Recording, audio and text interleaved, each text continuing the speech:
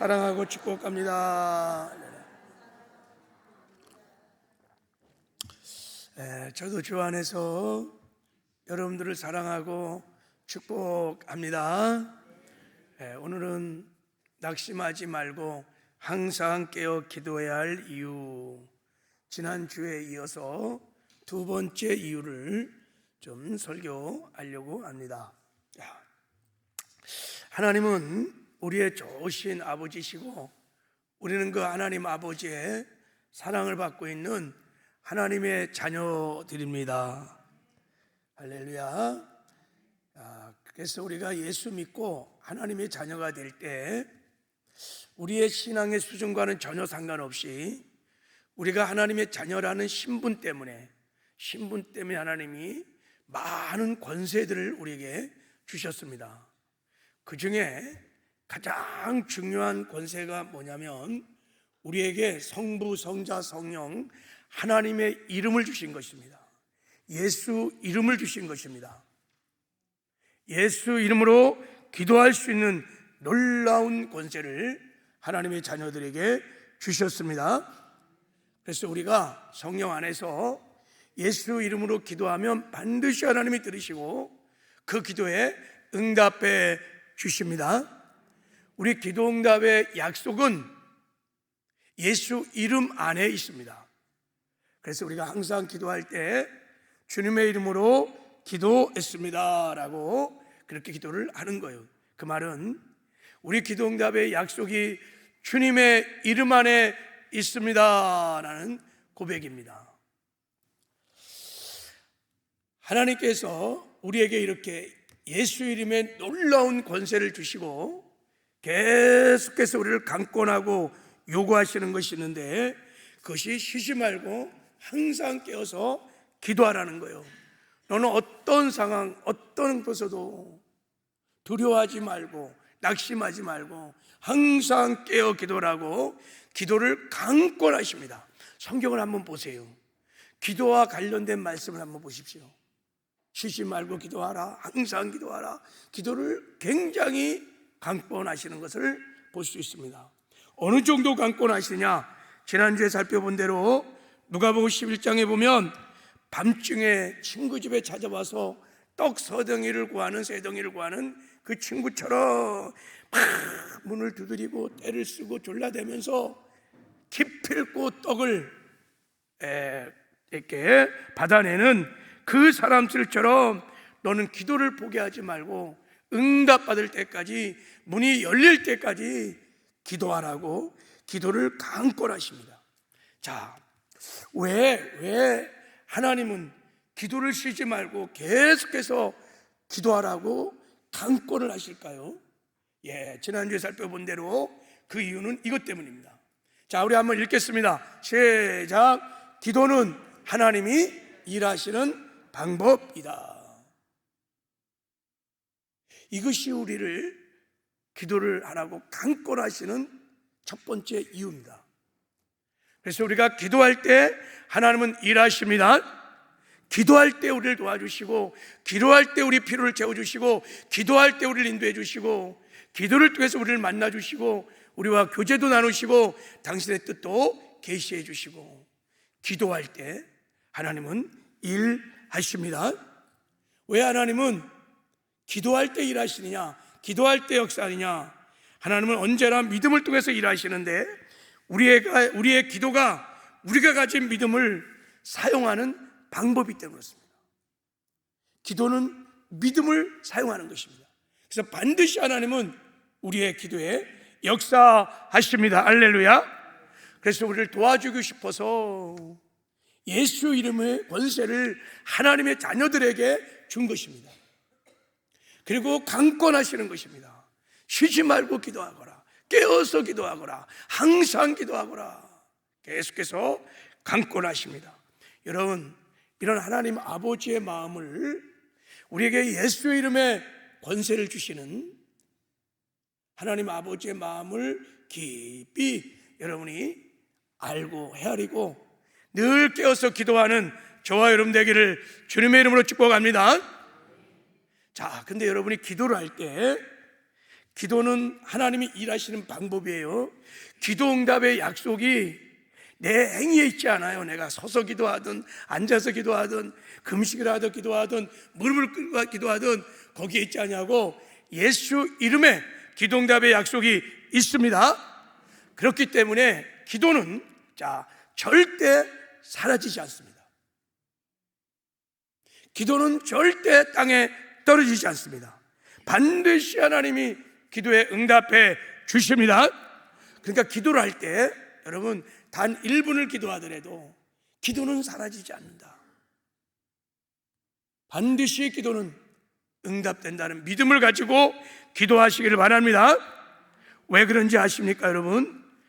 우리가 기도 응답의 약속인 예수 이름으로 기도할 때 어떤 일이 벌어지냐면, 계시록 8장에 보면 천군 천사가 다 와서 우리의 기도의 양을 다 금양로에 담아갖고 하늘로 상달을 시킨다는 거예요. 영적 세계에서 일어나는 것입니다. 그래서 기도를 하나님의 저 보좌 금제단에 기도를 막 쏟아붓는 거예요. 그러면 우리가 기도했던 것들이 차곡차곡 하늘에 다 쌓여, 그렇게 쌓이게 되면 하나님이 그 쌓인 기도를 통해서 하나님의 때, 하나님의 가이로습니다. 하나님의 방법으로, 하나님의 능력으로 우리에게 꼭 필요한 은혜를 베풀어 주십니다. 기도에 응답하십니다. 역사하십니다. 할렐루야. 이렇게 기도를 통해서 일하시는 하나님을 우리는 자카르의 하나님이라고 하는 것입니다. 기도는 그래서 사라지지 않아요. 반드시 응답이 일어납니다. 다만 하나님의 때, 하나님의 방법으로, 하나님의 능력으로 하나님이 원하시는, 우리가 원하는 은혜와 하나님이 원하는 은혜가 다를 수 있습니다. 그 은혜를 적절한 시기에 반드시 기도를 통해서 베풀어 주십니다. 한번 말씀을 한번 볼까요? 사도행전 10장에 보면 고넬료라는 사람이 나옵니다. 고넬료는 항상 하나님께 기도하더니 그랬어요. 고넬료는 정시에 기도를 했어요. 무지막지하게 기도를 했어요. 유대인처럼 하루에 3번씩 정시 기도를 했어요. 기도를 막 했어요. 근데 기도를 하고 나니까 어떤 일이 벌어졌냐면, 하나님이 내 기도와 구제가 하나님 앞에 상달되어 기억하신 바가 되었으니, 상달됐다는 이 말이, 여러분, 기도의 향이, 이게 헬라어로 아나바이노라는 단어인데 향기가 되어 올라갔다, 이런 뜻이에요. 그러니까 고넬료가 항상 기도했던 것이 하나도 사라지지 않냐고, 다 하늘로 올라갔다는 거예요. 하늘에 쌓였다는 거예요. 그렇게 쌓이고 나니까 어떤 일이 벌어졌냐면, 하나님이 고넬료의 기도를 기억하신 바 되었다는 거예요. 이거를 여러분 히브리어로 자카르라는 거예요. 기억했다. 이 기억하다는 말은 과거에 어떤 일을 기억했다는 뜻이 아닙니다. 하나님이 가장 적합한 때, 하나님의 때, 하나님이 개입하셔서 하나님의 은혜를 베풀어 주는 것을 이렇게 표현합니다. 자카르, 기억하다, 이렇게 표현하고 있는 거예요. 그러니까 하나님의 결정적인 순간에 우리 기도를 사용하셔서 은혜를 베풀어 주신다는 거예요.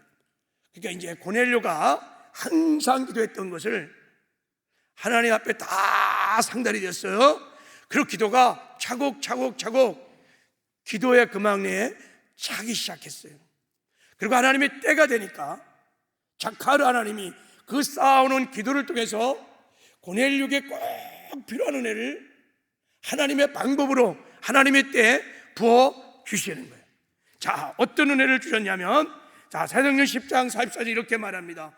베드로가 이 말을 할 때 성령이 말씀을 듣는 모든 사람에게 내려오시니, 하나님은 고넬료에게 성령을 주고 싶었습니다. 고넬료 가정과 그의 친구들 구원을 시키고 그들에게 성령을 주고 싶었습니다. 하나님이 주고 싶은 최고의 은혜였어요. 그래서 고넬료가 쌓아온 그 기도를 통해서 하나님의 딱 때가 되니까 그 기도를 통해서 고넬료와 그 가족들에게 성령 세례를 부어 주신 것입니다. 한번 보세요. 이 말씀을 잘 보면 보통 우리가 성령 세례를 받는 거, 성령을 받을 때는 막 기도할 때 받습니다. 근데 고넬료는 기도할 때 받은 것도 아니에요. 기도한 것도 아니에요. 그런데 막 충만한 성령이 임했어요. 왜 그랬을까요? 고넬료가 평소에 쌓아놨던 기도가 땅에 떨어지지 아니하고 자카르 하나님께서 그 쌓아놓은 풍성한 기도를 가지고 막 그냥 은혜를 베풀어 준 거예요. 그러니까 말씀을 듣다가 막 다 성령을 받게 된 것입니다. 할렐루야. 여러분, 우리가 기도할 때 명심할 것 하나가 기도 응답의 약속이 예수 이름에 있다는 것을 분명히 믿고, 하나님 우리를 기도를 통해서 일하신다는 것을 믿고, 자카르 하나님은 우리의 기도를 다 받으시고 하나님의 때가 되면, 하나님이 생각하는 적절한 때가 되면 우리에게 꼭 필요한 은혜를 베풀어 주시는 자카르의 하나님인 것을 믿으시기를 바랍니다. 그러니까 여러분, 기도를 포기하지 말고 항상 기도를 하라는 거예요. 기도를 많이 쌓으라는 거예요. 할 수 있다면 풍성의 기도를 하셔야 합니다. 자, 이런 말씀들이 성경에 얼마나 많은지 모릅니다. 한 가지만 더 한번 나눠볼게요. 자, 우리 한번 창세기 19장 29절 읽겠습니다. 시작. 하나님이 그 지역의 성을 멸하실 때, 곧 롯이 거주하는 성을 엎으실 때 하나님이 아브라함을 생각하사 롯을 그 엎으신 중에 내보내셨더라 그랬어요. 하나님이 아브라함을 생각하사 롯을, 소돔과 고모라를 막 멸망할 때 그 멸망의 한복판에서 롯을 구원시켜 줍니다. 이건 정말 엄청난 은혜입니다. 롯에게 있어서는 최고의 은혜죠. 멸망 가운데 구원시켜 주세요. 근데 왜 그런 은혜를 베풀었냐면 아브라함을 생각했다는 것. 이때 생각했던 단어가 히브리어로 자카르입니다. 아브라함의 뭐를 생각했을까요? 뭐를 기억했을까요? 아브라함의 중보기도입니다. 창세기 19장 이하에 보면은 아브라함이 소돔과 고모라가 멸망할 것을 알았습니다. 천사를 통해서 알았어요. 그때부터 아브라함이 기도를 결단합니다. 하나님께 나가서 기도하기 시작합니다. 하나님, 저 소돔과 고모라에 의인 50 있으면 멸망하지 않을 것이죠? 아니 하나님, 45명, 40명, 30명, 10명 멸망하지 않을 것이요. 막 매달리며 기도합니다. 왜 그랬을까요? 소돔과 고모라에 자기의 살부친 조카, 유일한 살부친 조카가 거기 있는 거예요. 하나님이 아브라함의 기도가 땅에 떨어지냐고 다 상달되어서 쌓여지는 순간, 하나님이 아브라함의 중보의 기도를 통해서 여러분, 소돔과 고모라가 멸망당할 때 롯을 구원해 주시는 은혜를 베풀어 준 줄 믿습니다. 예, 기도는 사라지지 않습니다. 그래서 우리가 여러분 믿어야 할 것이, 이렇게 다니엘 특별 새벽 기도라든지 교회가 뜻을 정하여 전 성도가 집중하여 기도할 때는 이런 믿음을 가지고 기도하셔야 합니다. 하나님이 여러분의 인생에, 여러분의 가정에, 우리 교회에, 이 시대, 이 민족과 열방 가운데 꼭 주고 싶은 은혜가 있습니다. 우리가 원하는 은혜가 아니에요. 우리가 바라는 은혜와 하나님이 주고 싶은 은혜가 다를 때가 있어요. 그 은혜를 주시기 위하여 기도 시간을 열어주시는 거예요. 그래서 하나님이 우리의 기도를 들으시고 자카르 하나님께서 기도의 분량을 채우게 하셔서 그 기도를 통해서 우리에게 은혜를 베풀어 주시는 줄 믿습니다. 그러므로 여러분, 이런 자카르 하나님, 이런 하나님 아버지의 마음을 우리가 깊이 헤아리고 이렇게 작정하여 기도할 때 나와서 부르짖어 간구하며 기도하시기를 주님의 이름으로 축복합니다. 그럼 하나님 은혜를 주십니다. 여러분, 반드시 은혜를 주십니다. 제가 설교 준비하면서 아, 그렇구나. 청년 시절에 또 개척교회를 섬기면서 간사 생활하면서 참 기도 정말 많이 한 것 같아요. 금요철야 막 새벽 4시까지 막 하고, 그 기도를 하고 나서 토요일 날은 또 여지없이 그냥 산기도를 가는 거예요. 토요일 날 산기도를 가요. 밤새도록 기도하는 거예요. 그러면 아침에 주일날 오면은 목이 막 다 쉬어갖고 막 이래. 그러기를 그렇게 몇 년씩 산기도를 막 다녔어요. 그때 뭐 기도 응답을 받은 것도 있었지만, 뭐 그렇게 기도하는 즐거움은 있었지만, 뭐 특별히 기도 응답을 받은 것이 별로 없는 것 같아요. 근데 지나고 나니까 그때 쌓여진 기도로 제가 주의 길을 걸어오면서 여기까지 인도하시는 하나님의 특별한 은혜를 그때그때마다 때에 맞는 은혜를 베풀어 주셨습니다. 기도는 하나도 떨어지지 않았어요. 다 하늘에 쌓여서 하나님의 때에 나에게 꼭 필요한 은혜들을 하나님 베풀어 주셨어요. 저를 만나 주시고 위로해 주시고 인도해 주시고 역사해 주시고. 그러므로 여러분, 이 땅에 사는 동안에 자칼의 하나님을 신뢰하고 기도를 많이 하시길 바랍니다. 기도의 잔을 가득 채우시기 바랍니다. 그리고 여러분, 한국교회는 1세대 우리 믿음의 선진들의 엄청난 기도가 쌓여있는 교회입니다. 사실 우리가 그 기도의 은혜로 자칼의 하나님이 지금까지 우리에게 은혜를 베풀어 주시는 거예요. 얼마나 많은 기도를 했는지 모릅니다. 상상을 초월할 만큼 기도를 했습니다. 이제 우리도 다음 세대들을 위해서, 자녀들을 위해서, 아비 세대는 우리는 기도를 쌓아야 합니다. 계속 이렇게 새벽에 나와서 부르짖어 기도해야 합니다. 자녀들을 위해서, 다음 세대들을 위해서 기도의 잔을 채워야 될 줄 믿습니다. 그들도 우리가 쌓아놓은 기도를 통해서 은혜를 받을 수 있도록, 이것이 하나님께서 우리에게 이렇게 다니엘 특별 새벽 기도를 열어주시는 하나님의 본심, 하나님의 마음인 줄 믿습니다. 이 자리에 아직도 이렇게 다니엘 새벽 기도를 한 주 보냈는데 결단하지 못하고 기도하지 못하신 분 계시다면, 이번 주부터라도 여러분 이 하나님의 마음을 깊이 아리고 내 인생에 새로운 일을 행하시기 위하여 하나님이 나를 위해서 기도를 열었다 믿고, 여러분 새벽에 나와서 기도하는 은혜가 있기를 주님의 이름으로 축복합니다. 할렐루야. 자, 이제 오늘은 지난주에 이어서, 자, 우리가 낙심하지 말고 항상 깨어 기도할 두 번째 이유를 이제 말씀드리려고 합니다. 우리가 항상 깨어 기도할 이 이유를 알게 되면 여러분은 기도하게 될 것입니다. 이게 정말 깨달아지면 우리는 기도하지 않고는 견딜 수 없는, 기도가 얼마나 놀라운 축복인지를 알게 될 것입니다. 오늘 본문에 하나님께서, 자, 우리 한번 1절을 한번 읽어볼게요. 시작. 예수께서 그들에게 항상 기도하고 낙심하지 말아야 할 것을 비유로 말씀하여. 그래서 항상 기도하고 낙심하지 말을 것을, 낙심하지 말고 항상 깨어 기도할 것을, 그 이유를 설명해 주시려고 우리가 이해하기 쉬운 비유를 통해서 말씀을 하시는 내용입니다.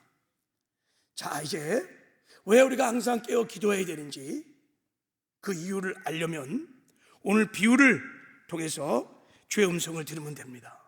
자, 이제 이 비유를 우리가 해석하려면, 자, 이 비유를 언제 말씀하셨는지, 그리고 누구에게 말씀하셨는지를 먼저 우리가 상고해 볼 필요가 있습니다.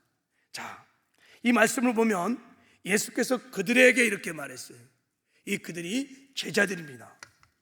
제자들에게 비유를 통해서 말씀을 하시면서 항상 너희가 깨어야 할 이유를 설명하고 있는 것입니다.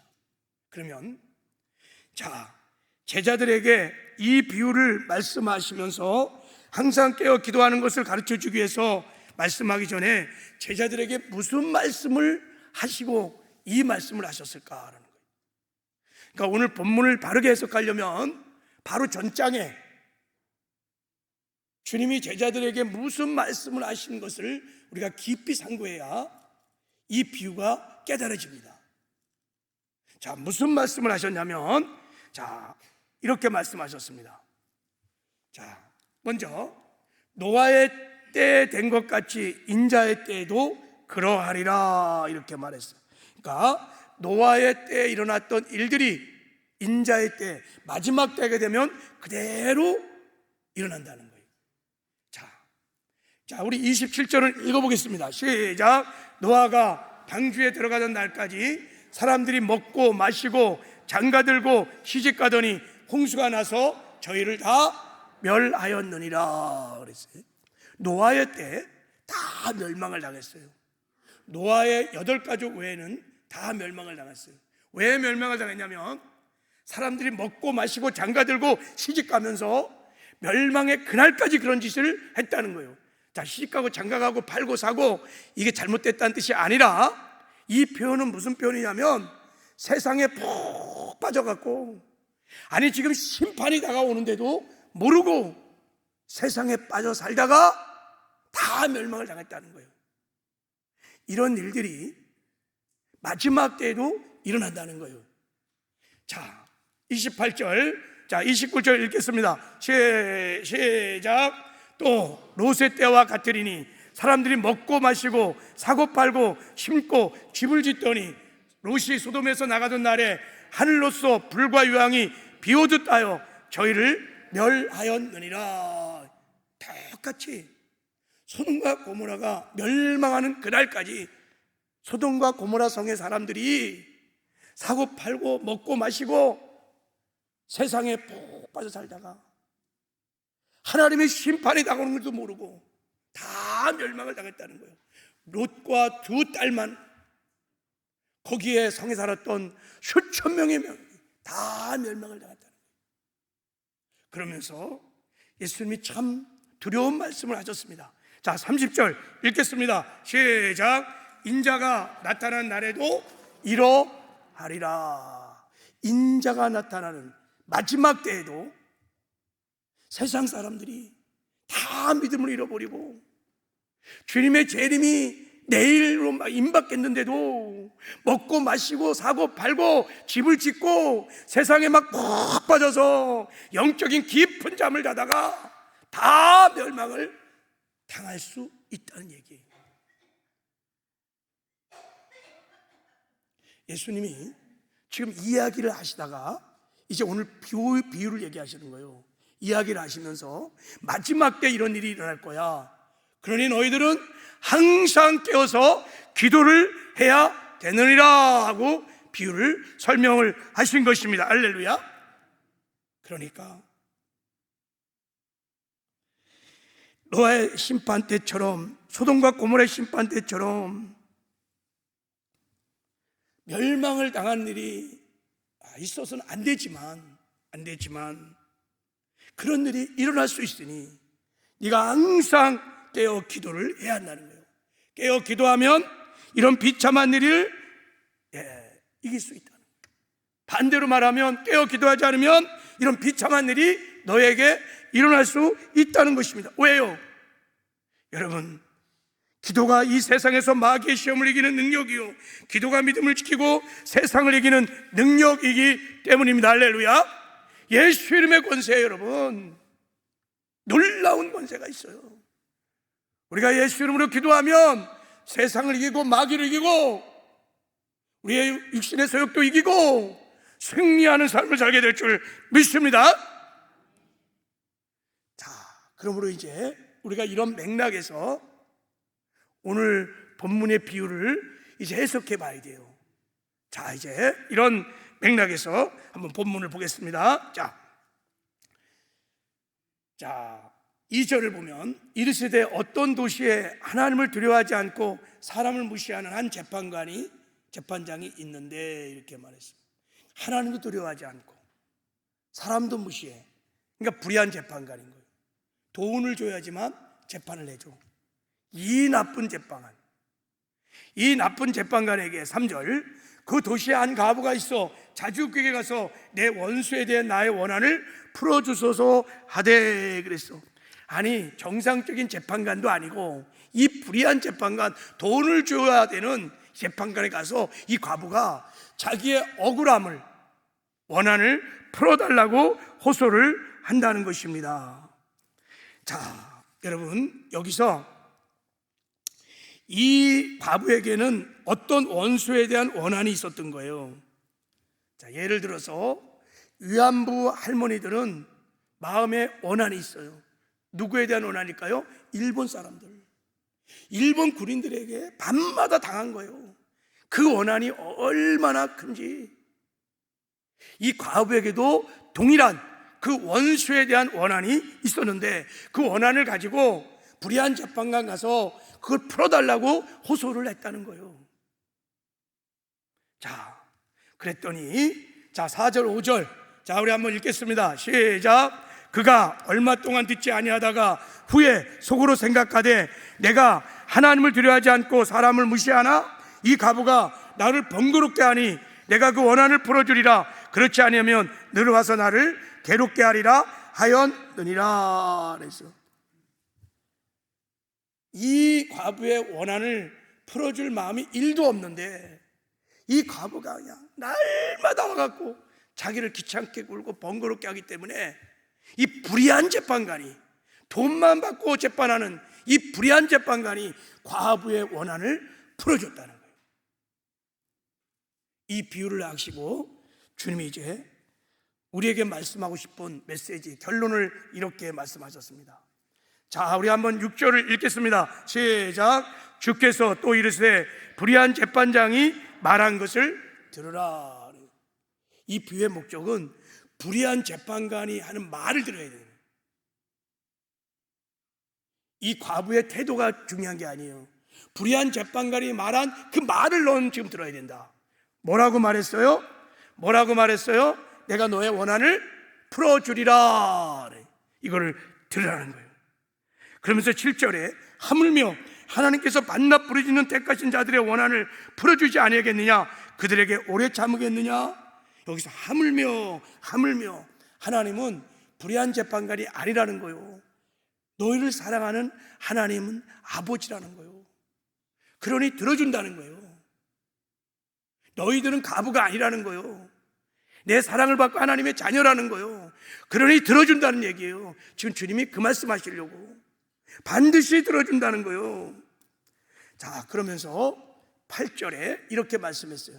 자, 8절은 같이 읽겠습니다. 시작. 내가 너에게 이르노니 속히 그 원한을 풀어주시리라. 그러나 인자가 올 때는 세상에서 믿음을 보겠느냐 하시느니라. 내가 속히 너의 원한을 풀어주리라 그랬어. 그러면 성도들이 갖고 있는 원한이 뭘까요? 위안부 할머니처럼 강간을 당했고 마음에 상처가 있어서 누구를 미워하는 그런 것일까요? 그런 게 아니에요. 성도가 갖고 있는 원한이 있어요. 자, 그리고 그러나 인자가 올 때는 세상에서 믿음을 보겠느냐라고 말을 했어요. 이 말이 무슨 뜻일까요? 여러분, 예수님이 오시는 마지막 때 믿음에 가진 사람들을 보기가 쉽다, 어렵다? 어렵다는 뜻이에요. 왜요? 마귀의 시험을 받아 믿음을 다 잃어버린 거예요. 믿음이 다 파산된 거예요. 그래서 믿음을 보기가 어렵다는 거예요. 그러면 무슨 말입니까? 믿음으로 천국 가는데, 그러면 천국 갈 사람들이 노세 때처럼, 노아의 때처럼, 노세 때처럼 많지 않다는 거예요. 다 멸망을 당할 일들이 생긴다는 것을 주님이 지금 말씀을 하고 있는 것입니다. 자, 그럼 왜? 그리고 어떻게 사람들이 믿음을 잃어버리고 이렇게 비참하게 멸망을 당할까요? 누구 때문에? 원수 마귀 때문에. 여러분, 원수 마귀가 이 땅에서 하는 일이 뭔지 아십니까? 요한복음 10장 10절에 도둑질하고 죽이고 멸망시키는 거예요. 이게 마귀가 하는 궁극적인 목적입니다. 멸망이 뭔지 아십니까? 지옥 보내는 거예요. 지옥. 마귀에게 이런 일을 만약에 당했다면 본문에서 말하는 하나님의 자녀들의 원한을, 이게 바로 이 원한인 거예요. 여러분, 마귀가 우리를 시험해서 우리 영혼이 천국을 가야 되는데 만에 하나 천국을 못 갔어. 그러면 이것이 마귀에게 당한 가장 억울한 일이라는 뜻이야. 영원히 후회할 천추의 한.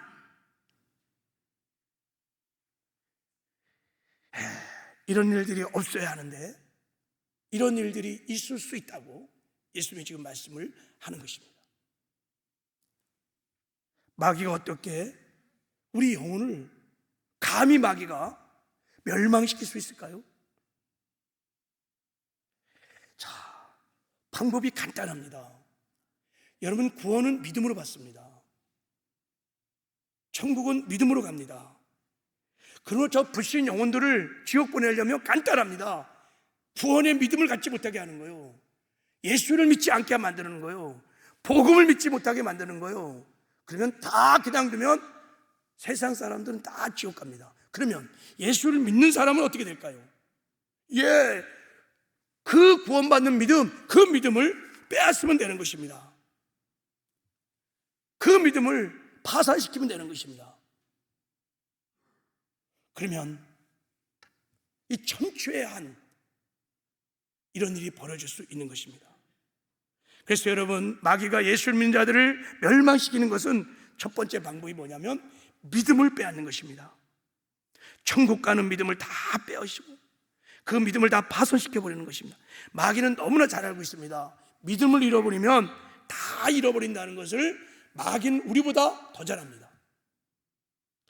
구원도 믿음으로, 영생도 믿음으로 얻어요. 천국도 믿음으로 갑니다. 하나님의 역사도 하나님의 기적도 기도도 다 믿음으로 하는 것입니다.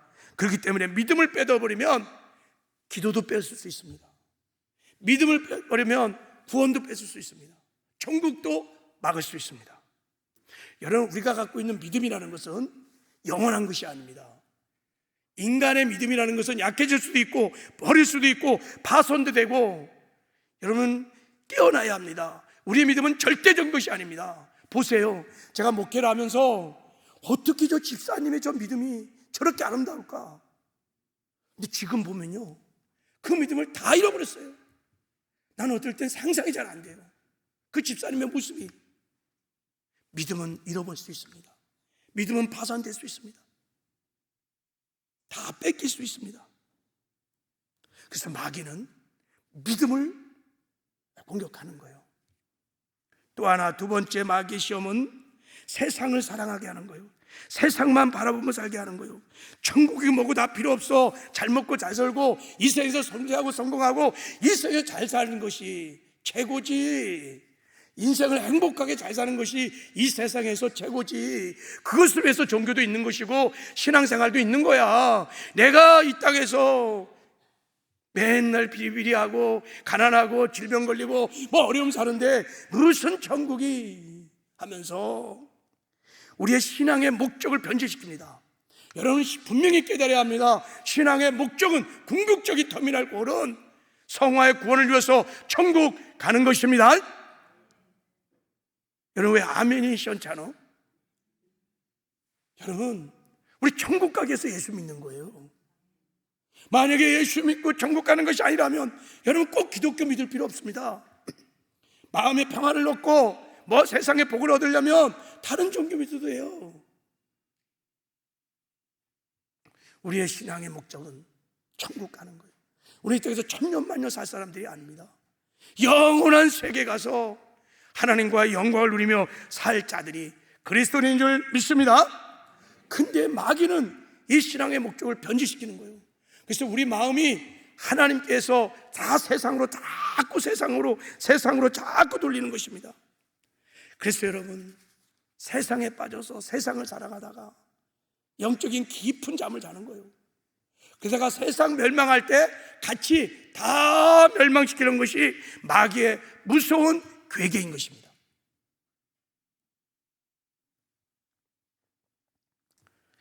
여러분, 그래서 예수님께서 만약에 믿는 사람들이, 저와 여러분들이 이렇게 마귀에게 속아서 미혹되어서 시험이 들어서 믿음 다 잃어버리고 세상에 푹 빠져서 영적인 잠을 자다가 주님 오실 때, 주님 재림할 때 주님을 맞이하지 못하고 지옥에 간다면, 만에 하나라도 이런 일이 일어난다면 이거는 얼마나 억울한 일이고 얼마나 슬픈 일이고 얼마나 비참한 일이고 영원히 왈 천추의 한이에요.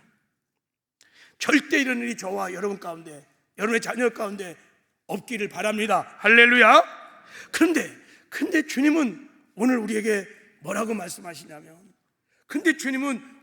뭐라고 말씀하시냐면, 자, 다시 한 번만 읽겠습니다. 시작. 내가 너에게 이르노니 속히 고난을 풀어주리라. 그러나 인자가 올 때는 세상에 믿음을 보겠느냐 하시니라.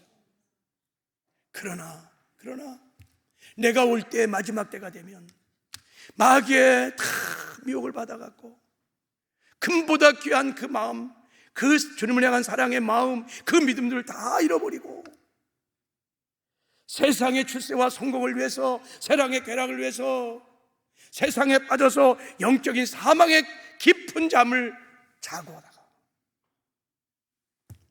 신랑이로다 하는데도 아무도 신랑을 맞이하지 못하는 그런 비극이 있을 수 있다. 그래서 말씀하는 거예요. 내가 올 때 세상에서 믿음을 보겠느냐. 여러분, 성경에 보면 이런 일들을 얼마나 많이 경고하시는지, 성경을 여러분 정직하게 읽으면 우리를 위로하고 격려하고 그런 말씀은요 거의 없어요.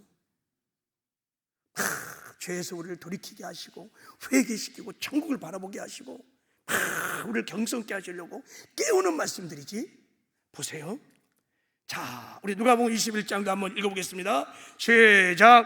너희는 스스로 조심하라. 그렇지 않으면 방탕함과 술 취함과 생활의 염려로 마음이 둔해지고 뜻밖의 그날이 덕과 같이 너에게 임하리라. 이날은 온 지구상에 거하는 모든 사람에게 임하리라. 이러므로 너희는 장차 올 이 모든 일을 능히 피하고 인자 앞에 서도록 항상 기도하며 깨어있으라 하시느니라. 뜻밖의 그날에 덫과 같이 주님이 임하는데, 이건 덫 아세요? 시골에서 이 새를 잡을 때 덫을 탁 하면 그냥 끔찍이 잡히는 거예요. 주님의 임재가, 주님의 오심이 그렇게 임할 때 다 주님을 맞이하지 못하는. 왜 그러냐면 마음이 둔해진다는 거예요. 왜 마음이 둔해진다? 이 마음이 둔해진다는 게 무슨입니까 여러분? 먹고 마시고 사고 팔고 세상에 막 빠져서 영적인 잠을 잔다는 거예요. 마음이 다 주를 향했던 마음이 다 세상으로 간다는 거예요. 영적인 잠에 빠져서. 그래서 여러분, 주님을 맞이하지 못한다는 거예요. 보세요. 35절에 이날에 온 지구상에 거하는 모든 사람에게 이 말이라 하시면서, 그래서 네가 예수를 맞이하려면, 예수님 앞에 서려면 항상 깨어서 네가 기도해야 된다는 거예요. 여러분, 이런 말씀이 얼마나 여러분 엄중한 경고입니까?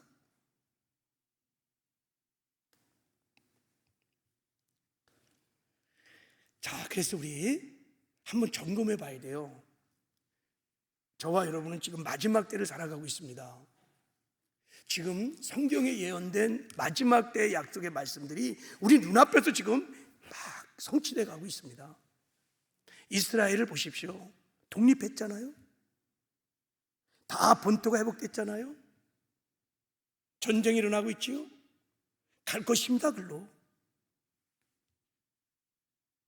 자, 그래서 우리가 점검해 봐야 돼. 나는 영적으로 잠을 자고 있는가, 깨어 있는가?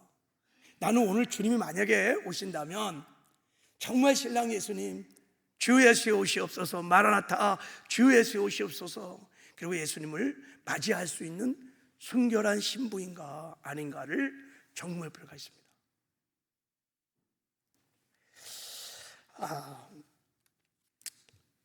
평생 주님의 재림을 소망하면서 재림에 대한 말씀을 연구하셨던 우리 고용원 목사님께서 마지막 때 잠자는 사람들의 7가지 증상을 성경을 통해서 다 정리를 하셨어.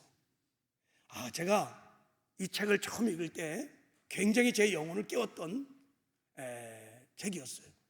이렇게 얘기합니다. 마지막 때 영적인 잠을 잘 때 일어나는 현상. 한번 우리 영혼을 점검해 보시기 바랍니다. 우리 자녀들의 영혼을 한번 점검해 보시기 바랍니다. 자, 첫 번째, 영적인 잠을 자는 사람은 마음의 평안과 기쁨과 감사가 사라진다 그랬어요. 우리가 깨어 있으면요, 마음에 샬롬이 넘쳐요, 기쁨이 넘쳐요, 감사가 넘쳐요. 그러나 영적인 잠을 자기 시작하면 일단 평안이 없어, 기쁨이 없어. 두 번째, 기도 시간이 짧아지고 기도의 능력도 응답도 없다 그래서 깨어 있을 때는 기도가 즐거워요, 여러분. 그러니까 기도하는 시간이 즐거운 거예요. 너무 좋아요. 그리고 기도 응답의 기쁨이 얼마나 놀라운 기쁨인지 아시죠? 근데 영적인 잠에 빠지면 내가 언제 기도했나, 언제 기도 응답을 받았나 까마득한 거예요.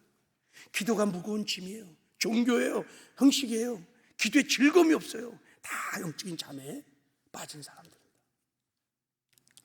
자, 주님의 은혜, 그 사랑에 대한 감격이 사라진다 그래서 내가 깨어있을 때는 주님의 이름만 불러도, 십자가만 봐도 눈물이 막 빙 돌기도 하고, 예배 때 나오면 찬양을 부르면 눈물이 막 나. 근데 잠에 빠지기 시작하면요, 예배를 드려도 기도를 드려도 아무 감동이 없어. 이 십자가의 말씀을 들어도 감동이 없어, 눈물이 없어. 자는 거예요. 말씀을 읽고 묵상하는 시간이 짧아지고 꿀같이 단 그 말씀의 맛을 잃어버린다. 말씀을 읽는 즐거움, 설교를 듣는 즐거움. 깨어있을 때는요, 충만하면요, 설교가 마치 나에게 하나님이 그냥 꼭꼭 집어서 말씀하는 것 같아. 회개의 메시지가 들려도 막 너무 은혜가 되고, 회개하고 막 말씀이 막 달아, 물속이처럼. 성경 읽는 것이 막 달아, 막 너무 좋아. 근데 잠을 빠지면 말씀을 멀리합니다. 그리고 구령의 열정이 없어집니다. 전도하고 싶은 마음이 없어요. 거룩한 부담도 없어요. 영혼에 대한 뜨거운 사랑도 없어요. 왜 교회는 맨날 전도하라는 거야? 무슨 전도가 전부야? 그런 원망불평이 막 나와요. 다 마귀의 미혹이 돼서 영적인 잠을 자는 거예요. 자신의 육신과 마귀를 이길 지혜와 능력이 없어져요. 여러분, 우리가 신앙생활 하는데 방해하는 것이 두 원수가 있어요. 하나는 내적인 요소가 있는데 육신의 소욕이에요. 외적인 요소는 마귀예요. 우리가 천국 가는 생명의 길에 우리 육신의 소욕이 우리를 방해해요. 그래서 우리가 육신의 소욕을 따라 살면 반드시 죽을 것이로되 로마서 8장 13절에 말씀하는 거예요. 무서운 적이죠. 또 하나는 마귀예요, 마귀가. 그래서 이거를 싸워 이겨야 됩니다. 육신의 소욕을 이기고 마귀를 이겨야 합니다. 그래야 우리가 천국 갈 수 있는데 잠을 자게 되면 계속 치는 거예요. 육신의 소욕을 따라 사는 거예요. 마귀에 계속 종로로 타고, 죄의 종로 타고 계속 넘어져. 영적인 잠에 빠진 거예요. 그리고요, 마지막, 하늘의 영광의 빛이 내 마음속에 사라진다는 거예요. 무슨 말입니까? 천국의 소망이 없어. 주님의 재림에 대한 소망이 없어. 내가 깨있을 때는 주님 언제 오시려나, 재림에 관한 찬양을 부르면 눈물이 막 나는 거예요. 신랑 예수님, 신부인 제가 기다립니다. 주님 오시옵소서. 이렇게 막 눈물이 나고, 주님이 기다려지는데 영적인 잠에 빠지면 주를 사랑하는 금보다 귀한 마음이 다 변질됐기 때문에, 그 마음이 세상에 다 빠져있기 때문에 주님의 재림에 대한 소망이 안 생겨. 천국에 대한 소망이 안 생겨. 이게 영적인 잠에 빠진 신부들이라. 그래서 하나님은 우리에게 주님이 말씀하신 것입니다. 예수께서 그들에게 항상 기도하고 낙심하지 말아야 할 것을 비유로 말씀하시되, 그렇기 때문에 너희들이 항상 깨어서 기도해야 된다고 말씀을 하시는 것입니다. 왜요? 우리가 마귀에게 시험 들지 않고 마귀를 이기려면 기도하기 때문에, 시험에 들지 않게 깨어 기도하라 그랬어요. 반대로 말하면 기도하지 않으면 시험 든다는 거예요. 기도하지 않으면 믿음을 지킬 수 없다는 거예요. 기도하지 않으면 영적인 잠에 빠진다는 거예요. 그래서 호되게 예수님께서 제자들을 책망하시는, 네가 안시간도 깨울 수 없느냐, 시험에 들지 않도록 깨어 기도하라고 말씀을 하시는 것입니다. 여러분, 기도하면 반드시 마귀의 시험을 이길 수 있습니다. 세상도 이길 수 있습니다. 믿음을 지킬 수 있습니다. 그리고 영적인 잠에서 깨어날 수 있습니다. 왜 그런지 아세요? 기도하면 하나님이 성령의 충만한 기름 부심을 부어주십니다. 그래서 우리가 성령 충만하여 성령에 사로잡혀 성령과 동행하기 시작하면 성령의 능력으로 마귀의 시험을 이기는 거예요. 세상을 이기는 거예요. 죄를 이기는 거예요. 육신의 소욕을 이길 수 있습니다. 그리고 성령 충만하면 성령의 능력으로 천국 가는 믿음을 지킬 수 있습니다. 사명도 감당할 수 있습니다. 죄와 구별된 거룩한 삶을 살 수 있습니다. 말씀을 지켜가는 의의 삶을 살 수 있습니다. 신랑 예수를 사모하며 신부단장 할 수 있습니다. 그래서 마지막 때가 되면 하나님이 성령을 부어준다고 약속하셨어요. 신부인 거룩한 신부들이 성령을 구하는 것을 주님이 그렇게 기뻐하시는 거예요. 여러분, 성령 충만은 다른 용 빼는 수가 없어요. 기도해야 합니다. 기도해야 합니다. 기도할 때 하나님이 성령의 충만한 기름 부심을 부어주시는 줄 믿습니다. 이것이 하나님께서 우리에게 다니엘 새벽 기도며 기도의 시간을 열어주시고 항상 깨어 기도하라고 하시는 하나님의 본심인 줄 믿습니다. 말씀을 맺겠습니다. 여러분, 지금 우리는 마지막 때를 살아가고 있습니다. 마지막 때는 기도할 때라고 주님이 말씀하십니다. 자, 우리 다시 한번 말씀 한번 읽겠습니다. 시작. 만물이 마지막에 가까웠으니 그러므로 너는 정신을 차리고 근신하여 기도하라. 우리가 정신을 차리고 근신하여 가장 먼저 기도할 것은 다른 게 아니에요. 내 영혼을 위해서 기도해야 합니다. 내 잠자는 영혼이 깨어날 수 있도록, 신랑 예수님 언제 오시는지 그 신랑 예수를 맞이할 수 있도록, 내 영혼이 신부단장 잘할 수 있도록 기도해야 합니다. 내 영혼을 위해서 기도하셔야 합니다. 그리고 잃어버렸던 믿음의 회복을 위해서 기도하셔야 합니다. 하나님, 내 믿음을 회복하여 주십시오. 하나님이 나와 함께 하신다는 믿음, 하나님을 바라보는 믿음, 말씀을 순종하는 믿음, 죄와 구별된 거룩한 삶을 살아가는 믿음, 이 믿음을 회복하여 주시옵소서. 행함이 있는 삶 믿음, 살아있는 믿음들을 하나님 회복하여 주시옵소서. 그래서 우리가 함께 모여 기도할 때 하나님이 성령을 부어주셔서 잃어버렸던 믿음을 회복시켜 주시고 사명도 회복해 주시고 성령의 충만한 기름 부심을 부어줄 줄 믿습니다. 그리고 마지막 때는 여러분의 자녀들을 위해서, 나에게 맡겨진 영혼들을 위해서 기도할 때입니다. 그들이 영적인 잠에서 깨어날 수 있도록 하나님이 나를 믿고 우리 자녀들을 맡기신 것입니다. 그래서 우리가 자녀들의 영혼을 위해서 기도해야 합니다. 지역장 목자들, 또 리더들, 하나님이 우리를 믿고 귀한 천하보다 귀한 영혼을 맡긴 것입니다. 그래서 그들을 위해서 우리가 중보할 때 그들이 영적 잠에서 깨어나게 될 줄 믿습니다. 우리 이제 한번 찬양 한 장 드리고 한번 기도할 텐데, 하나님 낙심하지 말고 항상 깨어 기도하라고 말씀하십니다. 어떤 상황, 어떤 것에도 깨어 기도하라고, 기도를 멈추지 말라고 하십니다. 하나님은 기도를 통해서 일하시기 때문에 기도하면 반드시 하나님이 은혜를 베풀어 주실 것입니다. 우리의 인생의 역전에 은혜를 베풀어 주실 것입니다.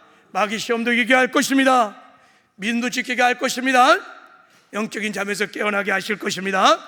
우리 성령의 충만한 기름 부으심을 사모하며 하나님, 내가 평생에 지금부터 이제 기도를 멈추지 않고 항상 깨어 기도하겠습니다. 우리 결단하는 마음으로 우리 찬양 드리고 말씀 붙들고 한번 기도할 때, 자, 준비하신 예물도 하나님께 드리는 시간들을 갖겠습니다.